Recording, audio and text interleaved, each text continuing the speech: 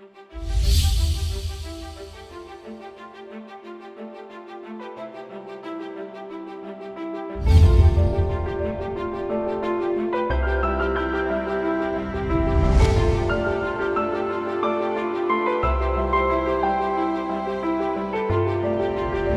noches, muy buenas noches, bienvenidos, bienvenidas, qué bueno que nos acompañan en este sábado en nuestro estudio B por una emergencia técnica de esas que ocurren a último minuto y cuando uno menos la espera. Pero bueno, la frase ha sido muy repetida, pero hoy es inevitable. Oigan, cuando no sabíamos todas las respuestas, nos cambiaron las preguntas.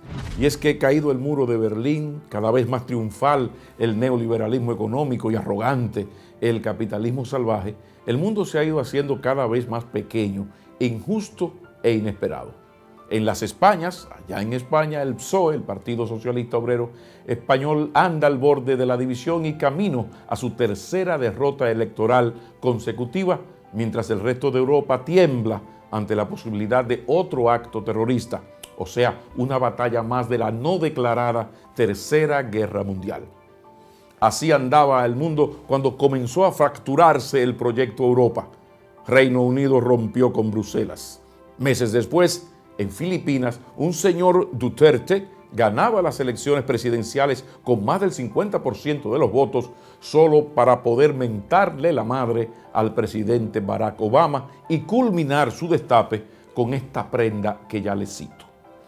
Hitler masacró a 3 millones de judíos.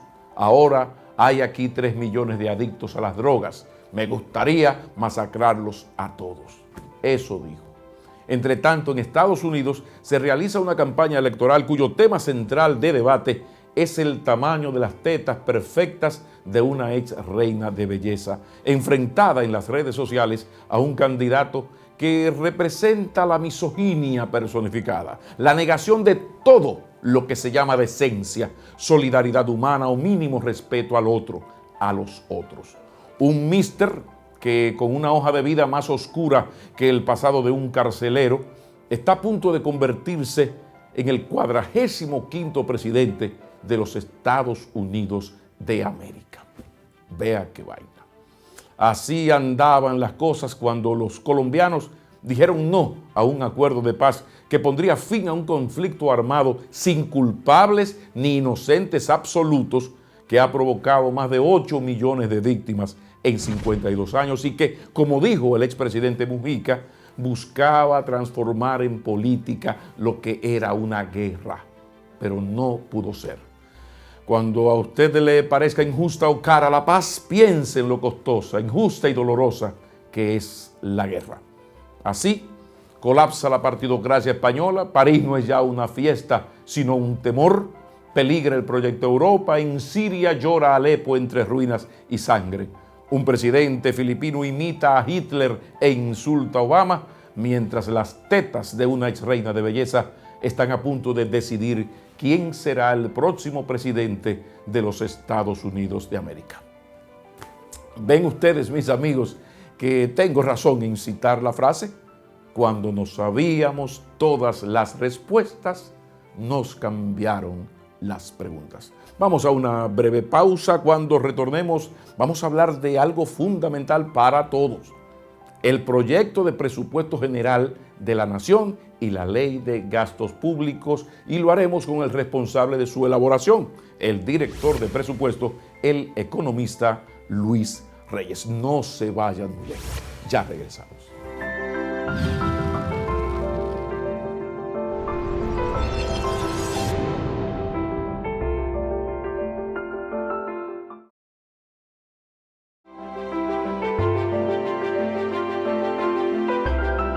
Aquí estamos, aquí seguimos. Como les anunciaba, es un gratísimo placer y un lujo, todo un lujo periodístico, recibir al director general de presupuesto, porque va en la línea de este programa. Hablar de lo que es importante, pero hacerlo con quienes tienen calidades para explicar lo que es fundamental. Por eso uno recibe muy agradecido al director de presupuesto, el economista Luis Reyes. Mi respeto, mi señor. Bienvenido. Muchas gracias, Pablo. Esta es su casa. Muchas gracias, un placer estar aquí contigo y con la teleaudiencia. Tenemos que entrarle rápido a esto porque lo del presupuesto ahí sí que hay, hay mucha tela por donde cortar. ¿Cómo caracterizaría, Luis Reyes, este presupuesto? ¿Qué debemos destacar de inicio de esta pieza? Lo primero que destacaría es el proyecto de presupuesto del año 2017 que cursa en el Congreso Nacional. Es un presupuesto con rostro ciudadano. Esa sería la palabra, sería la forma como yo definiría esa pieza. Es un presupuesto con rostro ciudadano. ¿Por qué rostro ciudadano? Por favor. Porque los énfasis que hacen las políticas públicas que se contienen en ese proyecto de presupuesto están orientadas a fortalecer la capacidad de servicio del Estado en favor de la ciudadanía en aspectos que tienen una alta valoración por la ciudadanía. Este es un presupuesto que hace un esfuerzo por conectar la asignación de los recursos con las principales expectativas ciudadanas. Y va más allá de lo que habíamos hecho en el pasado, donde habíamos privilegiado un conjunto de políticas públicas de apoyo a los sectores productivos, de apoyo al gasto social, sobre todo el 4% destinado a educación preuniversitaria, pero también el apoyo a los programas de transferencia condicionada, el apoyo al SENASA para la incorporación de los sectores más empobrecidos de la población al régimen de salud, al régimen subsidiado de salud, y también dentro del apoyo al sector productivo teníamos el apoyo al sector agropecuario a través del Banco Agrícola, a través del FEDA, a través de Promipyme, a través de la microempresa, y ahora en adición a ello estamos haciendo énfasis en salud y en la parte de seguridad ciudadana.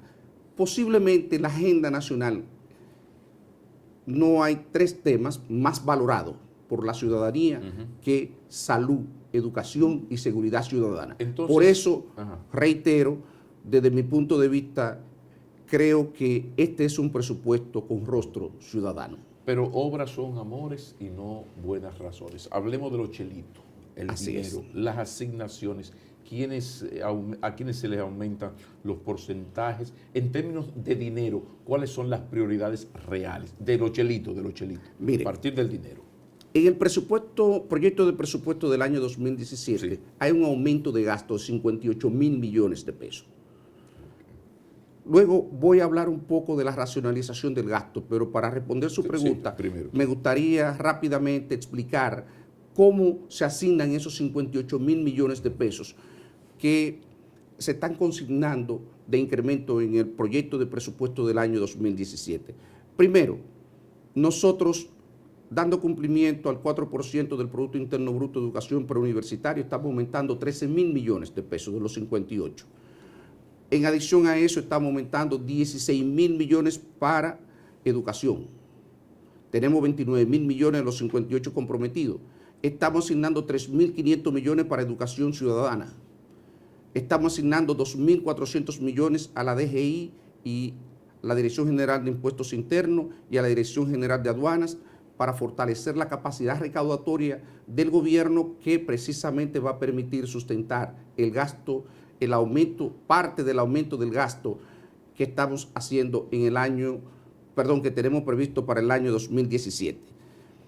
Ahí tenemos comprometido aproximadamente unos 35.000 millones de pesos. Y tenemos 15.000 millones de pesos también de esos 58 que están destinados al pago de los intereses de la deuda. En total, como usted ve, tenemos 50.000 millones de esos 58. ¿Qué otra cosa nosotros tenemos también contemplado? Tenemos el aumento al Poder Judicial, 800 millones. En total son 1.300 millones si tomamos en cuenta lo que estamos aumentando a la Procuraduría General de la República y a otros entes vinculados al sistema judicial.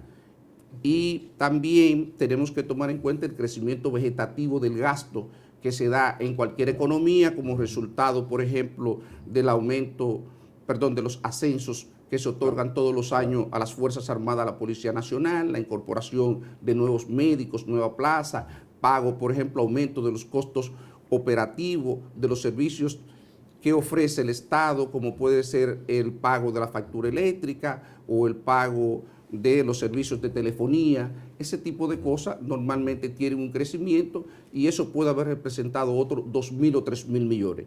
En eso le he explicado prácticamente 55.000 millones de los 58 a que hice referencia previamente. Eso nos lleva a la deuda del país. Se ha criticado mucho, y uno lo escucha, los especialistas, sobre todo economistas, algunos de oposición, del peligro de un país que toma prestado para pagar deuda.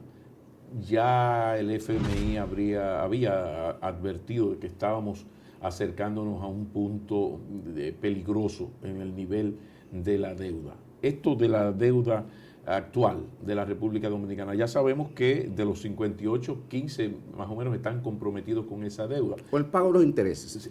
Exacto, ni siquiera, sino ni con siquiera el pago. No con la amortización, sí. Solamente los intereses de la deuda. Sí. La relación de este presupuesto con la situación de deuda de la República Dominicana, ¿dónde estamos? Y si no es peligroso continuar con el ritmo de endeudamiento que va acercándose ya al 50%, 51% del Producto Interno Bruto. ¿Cómo es eso? Mire, desde hace varios años, no ahora, varios funcionarios del gobierno, incluyendo a quien les habla, hemos expresado preocupación sobre el crecimiento de la deuda. Nosotros sobre eso no hemos actuado nunca de manera irresponsable. De hecho, cuando nosotros decimos que tenemos limitaciones para satisfacer otras demandas de asignación de recursos que se hacen con razones fundamentadas, como puede ser el caso, por ejemplo, de los aumentos general de salario, asignación de recursos a otros poderes del Estado. Aunque reconocemos la pertinencia de esas solicitudes que se hacen, decimos, nosotros no podemos aumentar el déficit público más, porque ¿qué es lo que explica el aumento del endeudamiento público? La generación de déficit. Déficit, sencillo, la definición más sencilla, la diferencia entre las recaudaciones del gobierno y el gasto. En la medida, yo tengo un techo de recaudación y en la medida en que incorporo mayor cantidad de gasto al presupuesto, entonces sencillamente amplío el déficit público y ese déficit tiene que ser financiado de alguna manera. Vamos a analizarlo a partir del déficit fiscal. ¿Cómo ha ido el déficit actualmente? ¿Cómo está y cómo quedaría con esta pieza? El déficit fiscal. El déficit establecido en la ley de presupuesto correspondiente al año 2016 es de 2.3% del Producto Interno Bruto. En valor absoluto eso es unos 76.000 millones de pesos. Para el próximo año, como proporción del Producto Interno Bruto, sigue siendo igual 2.3% del PIB, equivalente a unos 84.000 millones de pesos. Eso es lo que se adicionaría a la deuda pública el próximo año. Ahora, ¿cómo vamos en cuanto, cuál ha sido el comportamiento de los últimos años? Porque es importante saber, estamos ahora vamos a apostar al 2.3. ¿De dónde venimos? ¿Cómo se ha manejado esto en los últimos años? Para saber si vamos tocando arenas movedizas o esto está dentro de lo racional. No, déjeme explicarle algo. Por favor, mire, por favor. Nosotros venimos de un nivel de déficit público muy alto que en sentido general conoce la población desde el año 2012. Y el gobierno ha hecho... ¿En dónde estaba en el 2012? En el 2012, sin incluir el déficit del Banco Central, estábamos en 6.8%, incluyendo el déficit del sector público no financiero. Esto es básicamente el déficit de la Corporación Dominicana de Empresas Eléctricas Estatales. Okay. Hoy día, a propósito, el déficit de la Corporación Dominicana de Empresas Eléctricas Estatales tiene un déficit transitorio marcado porque está embarcada en la construcción de la planta de Punta Catalina. Y eso tenemos que verlo como un déficit transitorio. Estamos hablando de creación de bienes de capital el desarrollo de bienes de capital que eventualmente son un activo que pueden perfectamente transferirse al sector privado y disminuir el costo de la deuda que se generó por ese concepto. Entonces, eso, si bien puede generar presiones porque requiere el financiamiento, como ya estamos en una etapa final, en una etapa donde se tiene identificado el financiamiento para concluir esa planta, lo que debemos hacer es concluirla, y una vez concluido, pues una gran parte del componente de déficit que está generando el sector eléctrico va a disminuir. Primero porque va a disminuir la inversión, pero también porque esa planta van a generar un flujo de ingresos que van a achicar el déficit que tiene el sector eléctrico. Entonces, eso ayudaría a cerrar la brecha que tenemos fuera del gobierno central.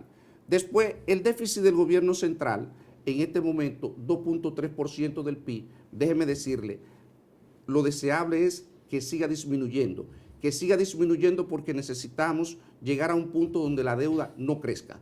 Y eso el gobierno lo tiene claro. Y eventualmente pienso que nosotros tendremos que sentarnos, la sociedad dominicana, el gobierno, para discutir no solamente el tema del endeudamiento, porque el tema del endeudamiento tiene que ver con algo, Pablo, que todos debemos de tener bien claro. Tiene que ver con el nivel de recursos que administra el gobierno. Hoy día lo que decimos es, mire, de cada peso que genera de riqueza la economía, el gobierno se apropia a través de los diferentes tributos de 14 y tantos centavos de dólar. Eso sería la presión fiscal. Eso es la presión fiscal. ¿Cuánto fue este año? ¿En cuánto está proyectado? En 13.9. Lo que ha hecho el gobierno es el próximo año hacer un esfuerzo por aumentar la recaudación a través de una serie de medidas administrativas para revertir esta caída que viene de 14.3, 14.4 desde el año 2015 a 13.9, y entonces tratar de que rebote a 14.6 en el año 2017, y esos recursos adicionales al crecimiento vegetativo de las recaudaciones, entonces poder financiar, utilizarlo para poder financiar estas prioridades que yo mencionaba, que decía que era un presupuesto con rostro ciudadano, porque intentaba conectar con las principales expectativas de la ciudadanía. De eso tenemos que seguir hablando, de plantas, de ventas de acciones y sobre todo de las exenciones y de los pactos eléctricos o fiscales. Estamos conversando con el director general de presupuesto, el licenciado Luis Reyes. Incluso en el mensaje que envió el presidente de la República al Congreso, acompañando la introducción del proyecto de presupuesto del año 2017, hacía referencia a la voluntad del gobierno precisamente de fortalecer esa eficiencia recaudatoria y obviamente de la aplicación de la ley.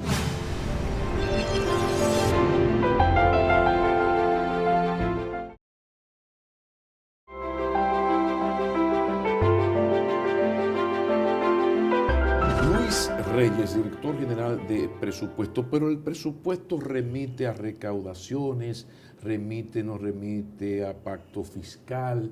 ¿En qué quedó aquella revisión de las exenciones que permitirían que el Estado tuviera mayor capacidad de maniobra para cumplir con todos sus compromisos? ¿Cómo está? Porque ya sabemos, ha sorprendido, por eso es un tema para Rubén Bichara cuando lo traigamos por acá, esta decisión de lo de capitalizar las plantas en construcción. Pero en cuanto a la revisión de las exenciones, las formas de aumentar el ingreso del Estado, las estrategias, con énfasis en las exenciones, por favor.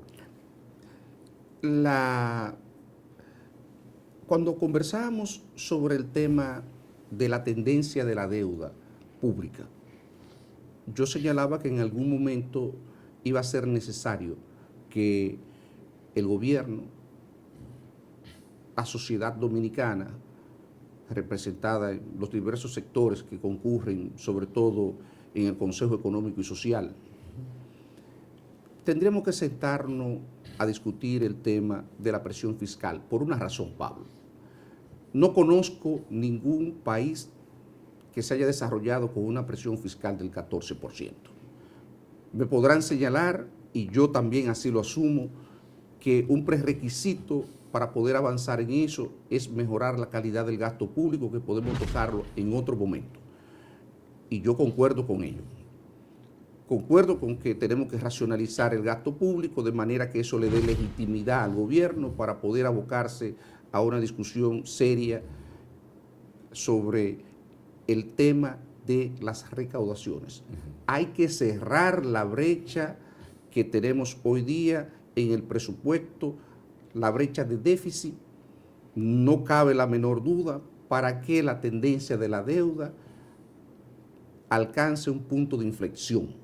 Es decir, esa tendencia que tiene a seguir creciendo llegue a un punto y comience a disminuir, alcance un punto de inflexión. Y para alcanzar ese punto de inflexión, pienso que será necesario aumentar las recaudaciones, y en ese escenario entonces se discutirá el tema que tú planteas de las exenciones. ¿Cuál es el escenario natural para la discusión de eso? Uno piensa que será el pacto fiscal. Eventualmente deberíamos de sentarnos a discutir eso. Las condiciones no puedo decírtela porque ahí pueden haber consideraciones políticas que no manejo. ¿Y no era fundamental hacer el pacto fiscal primero para saber dónde iba a estar el dinero para entonces aprobar el presupuesto? ¿No es esto poner al país en una situación de déficit, de vulnerabilidad, es lo que quiero decir? Bueno, no necesariamente. Sí. Por lo menos pienso lo siguiente. Mire, el gobierno o los gobiernos en los últimos años, incluyendo quien les habla, que ha sido actor importante en muchas de esas reformas que hemos llevado a cabo en las últimas 2 décadas, hemos llevado a cabo 8, 10 reformas. ¿Qué es lo que ha pasado? Que hemos vuelto a converger al punto inicial. Partimos de una presión fiscal de 12, 13%, Sí. aumentamos transitoriamente y luego de un tiempo se erosionan las recaudaciones y volvemos al punto de partida. ¿Y este no es un buen momento para meter aquí en la conversación el tema de la calidad del gasto y la transparencia? Porque el Estado, ya acaba usted de afirmarlo, o sea, necesita dinero, viene parcho, reforma, como usted le quiera llamar, entran los chelitos, pero no hay el avance necesario en esa racionalización del gasto. ¿No habrá estado fallando el Estado dominicano en los últimos 20 años en ese sentido? Mire, déjeme concluir muy brevemente la idea anterior sobre el por qué quizás se ha pospuesto el pacto. Nosotros necesitamos mostrar que tenemos la capacidad para contener la elusión y la evasión fiscal. No tiene sentido que nosotros nos aboquemos a negociar un pacto fiscal en este momento para luego volver a tener las situaciones que hemos enfrentado en los últimos años de elusión y de evasión. Nosotros necesitamos mejorar la eficiencia recaudatoria de nuestras principales agencias recaudadoras, y luego que nosotros estemos convencidos que tenemos la fortaleza, entonces yo pienso que estaremos en mejor condición para avanzar en la negociación de ese pacto fiscal. ¿Y no es tan importante aumentar la formalidad, disminuir la informalidad que existe, que trabajar en lo de la eficiencia? Porque la República Dominicana, en términos tributarios, sus agencias de recaudación están muy por encima del promedio latinoamericano en eficiencia. Por ejemplo, impuestos internos está quinto o sexto lugar en ese reconocimiento. Sin embargo, aquí tenemos sectores, qué sé yo, el dueño de una guagua de transporte no paga impuestos y gana más que un viceministro. Un médico famoso que cobra muchísimo, no acepta tarjetas, cobra muchísimo. Para poner ejemplo, los abogados, algunos periodistas que hacemos cosas en ese sentido. O sea, el gobierno no ha pensado en acelerar, hacer lo que se tenga que hacer para que más personas formalicen sus negocios. Y algunos están perfectamente ubicados, como esos que menciono. De eso se trata justamente. lo que estamos tratando es de hacer un esfuerzo por ampliar la base de recaudación mediante la incorporación de un número mayor de contribuyentes que de alguna manera eluden o evaden el pago de los impuestos. Pero es una decisión política, no solamente política, déjeme decirle algo.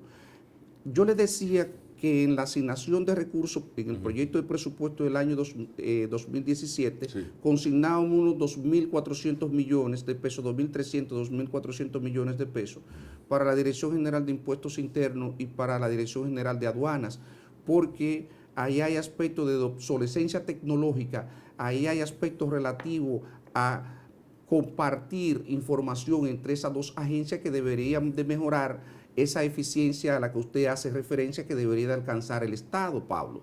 Entonces, de eso se trata. Una vez nosotros hayamos fortalecido eso, se trata también de identificar los potenciales contribuyentes. ¿Quién paga, quién no paga?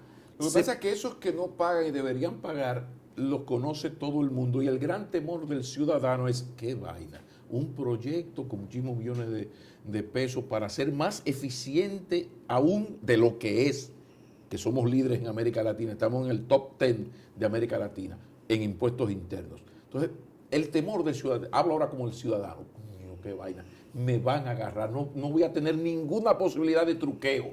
Cuando uno lo que quisiera es que esos sectores que uno sabe que sí truquean, el gobierno le diga, estoy aquí. El gobierno tiene 3 años que no es capaz de obligar a alguien a que cumpla una ley que manda a una impresora fiscal, como no es así, pero se le llama impresora fiscal. Y casi hasta huelga. El otro día hubo una huelga en San Francisco de Macorís por una cosa tan simple como aplicar la ley.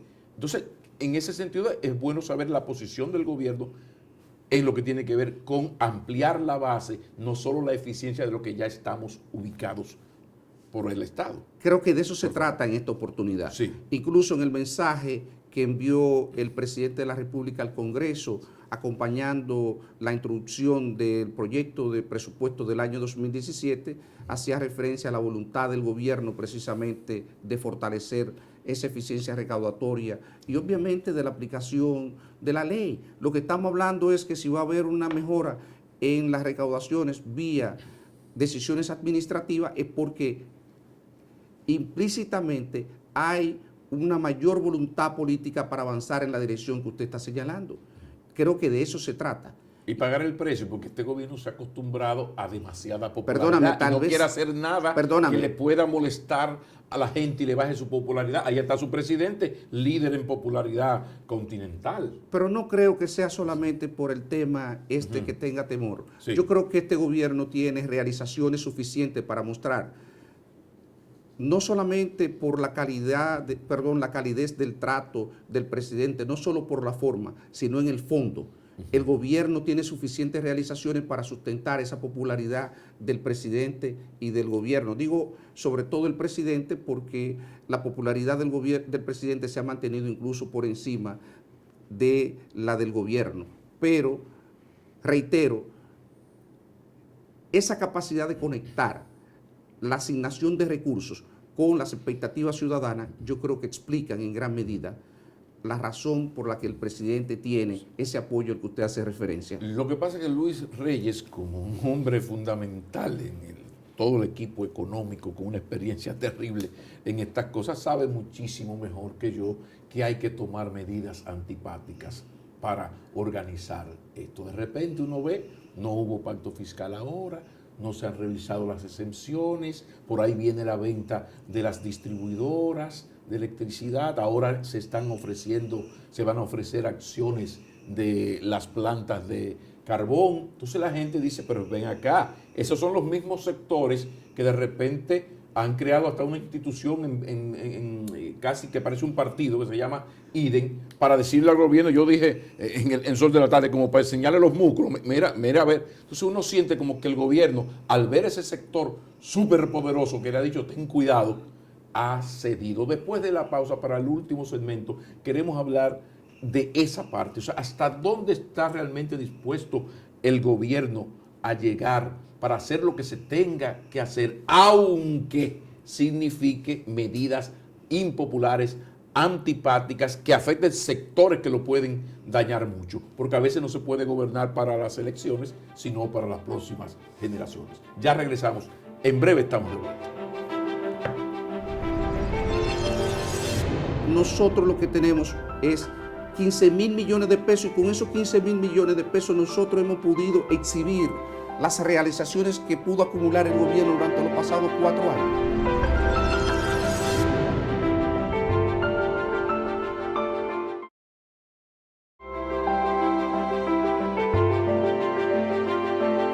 Segmento final, ¿hasta dónde está dispuesto a llegar el gobierno para organizar todo esto, que ese déficit fiscal llevarlo a cero, que paguen los que más pueden pagar? ¿Hasta dónde? ¿Hasta dónde? Y no me deje, por favor, lo de la calidad del gasto, mi señor. Mire, al interior del gobierno el tema de la sostenibilidad de la cuenta fiscal ha sido una constante,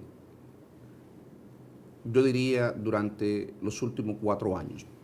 Nosotros sabemos que necesitamos, primero, un ejercicio responsable de las cuentas fiscales para asegurar poder manejar el financiamiento que requiere el déficit que nosotros tenemos en el presupuesto actual, en el presupuesto del año 2017, en los presupuestos anteriores. Pero también sabemos, como dije anteriormente, que necesitamos que eso en algún momento alcance un punto de inflexión. Y creo que esa conciencia nos va a llevar en un momento a sentarnos, a discutir estos temas con la sociedad dominicana. La sociedad de mucha gente. No hay importa, unos sectores poderosos que tiran a matar. Al final nosotros creemos que tendremos que sentarnos con los sectores que sea necesario sentarse a la mesa para discutir estos temas. Nosotros nunca hemos actuado con irresponsabilidad frente a ningún tema sustantivo. Independientemente de lo que se crea, de que nosotros no hemos querido quizás sacrificar, pagar el costo político, en otras oportunidades el gobierno lo ha hecho. Y cuando la circunstancias lo han ameritado, el gobierno ha dado muestra que ha actuado con responsabilidad. Cuando hablamos de la popularidad del presidente Medina, yo creo que parte de esa popularidad se explica precisamente porque hay un reconocimiento de la población dominicana, de la ciudadanía, de que el gobierno actúa con sentido de responsabilidad. Las mismas cuentas fiscales, el mismo manejo presupuestario, en términos de respeto a los techos de gasto, a desviaciones, a los déficits que establece el Congreso, son un ejemplo de ello. Entonces yo no creo que nosotros nos va a faltar la voluntad para adoptar las medidas que sean necesarias para hacer que estas cosas sean sostenibles. Ahora, hay un pleito pendiente que el gobierno tiene que echar con los que más pueden, que deben pagar más. Ahora, en eso, esos que más pueden pagar y son poderosos, tienen razón en algo.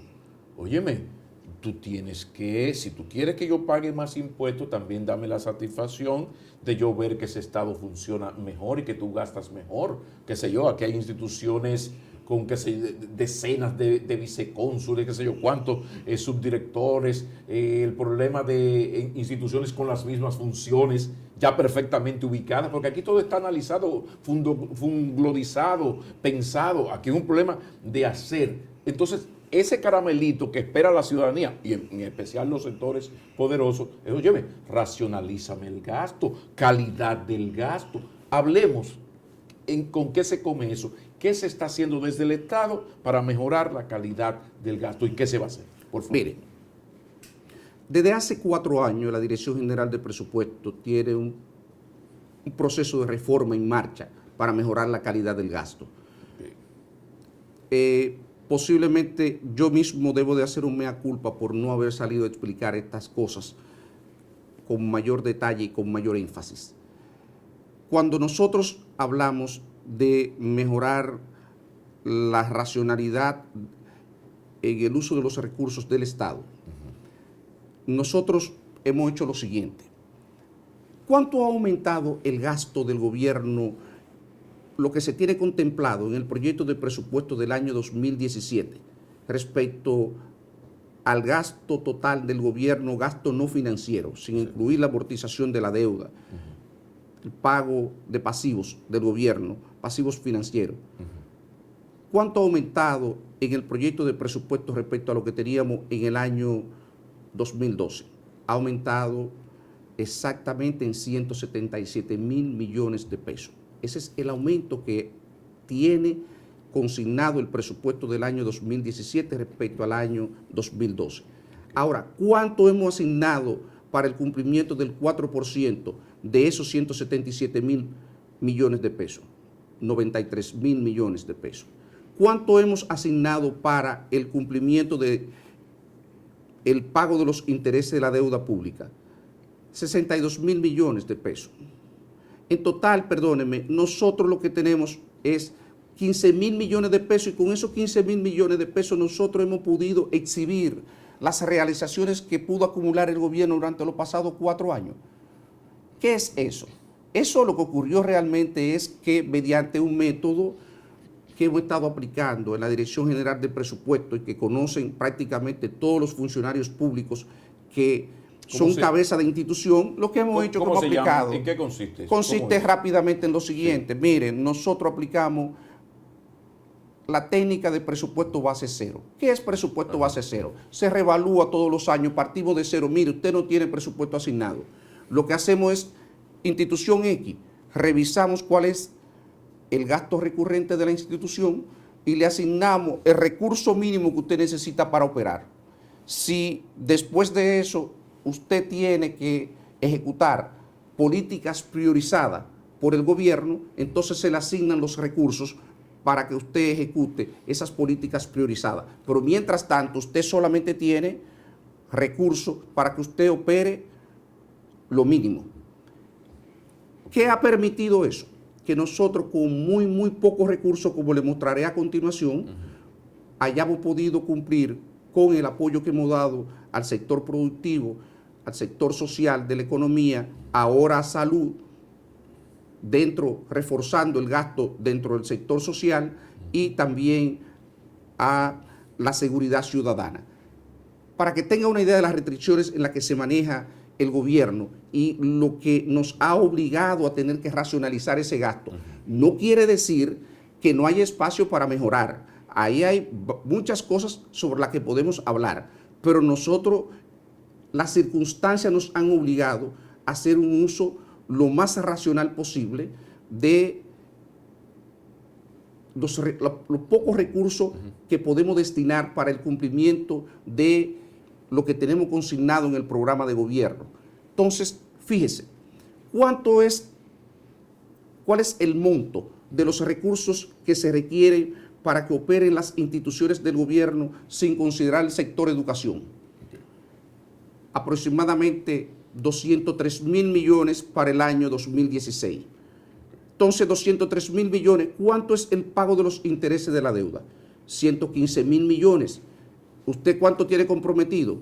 Tiene comprometido ya 318 mil millones de pesos. ¿Cuánto tiene comprometido con el 4% de educación preuniversitaria?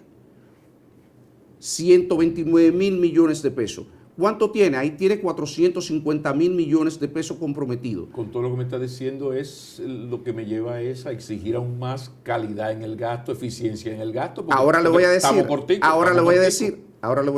Sí. Y en adición a eso, tengo todavía que transferir recursos para el pago de las pensiones, recursos para los poderes del Estado y tengo que destinar recursos para la inversión pública. ¿Y cuánto es el total de gasto que tenía consignado en el presupuesto para este año? Unos 566 mil millones de pesos.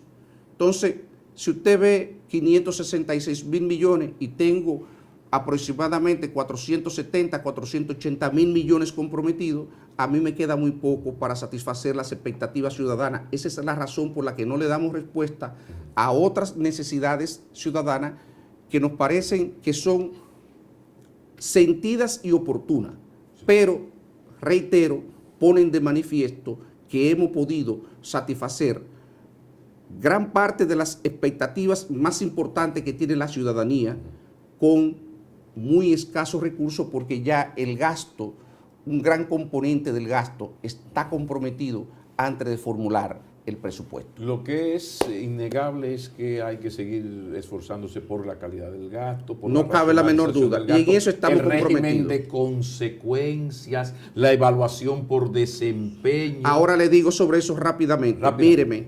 Ya. 10 segundos. Sí. Hay todo un programa orientado a fortalecer presupuesto por desempeño.